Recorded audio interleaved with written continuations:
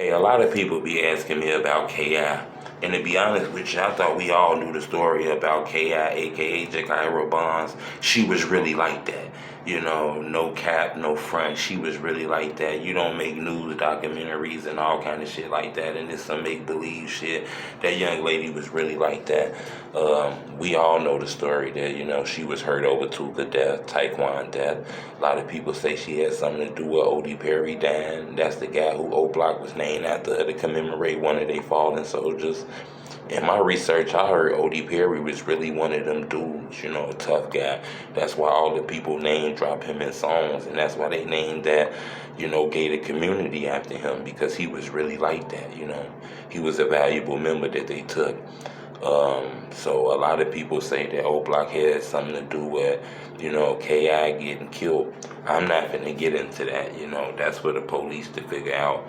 Just the thing, though, that a lot of the documentaries don't tell you, and I done watched a lot of them, man. They be big documentaries and shit. I watch them, but they leave out the realness, you know. They talking to other people, not like the main players, you know. Moms is a good interviewer, but moms don't really know what's going on all the way in the streets, you know. In the drill culture, they pick who blow up and who become superstars. It's a lot of people dissing dead homies. That's that ignorant shit. Nobody really gave a fuck. Everybody dissing each other dead homies. But when Gikirah did it, you know, she stood out. She was a female. She was one of the first females to diss people dead homies and smoking dead homies and shit on the internet.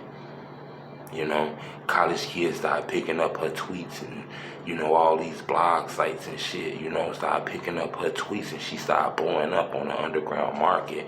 And she started, like, she was real disrespectful, you know.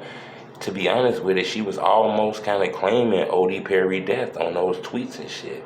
And they was blowing up, you know. Those people in O-Block really didn't like that, you know. She became famous for like dissing dead people, bro. That shit crazy. But this is the thing that the documentaries won't tell you.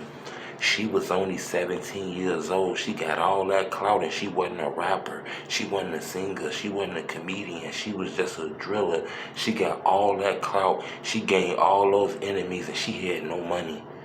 You know, she didn't have any revenue, you know. She was caught on 64th and Eberhard, man, and she got shot like 9, 10 times, man. It was hard to be put up, but she was just a young 17-year-old lady, man, who ended up losing her life, man, trying to be on this street shit. Imagine being a girl on some gangbanging shit, you know, you gotta be extra gangbangier. You can't be regular gangbang, because ain't nobody gonna take you serious. You gotta be extra gangbangier. You get what I'm saying?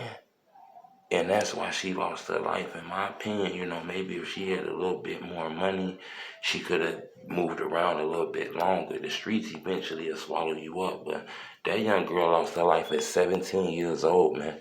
She was a real hitter. The Chicago Sun-Times ain't did no newspaper clippings and documentaries on her to be playing with y'all. She was really in the streets.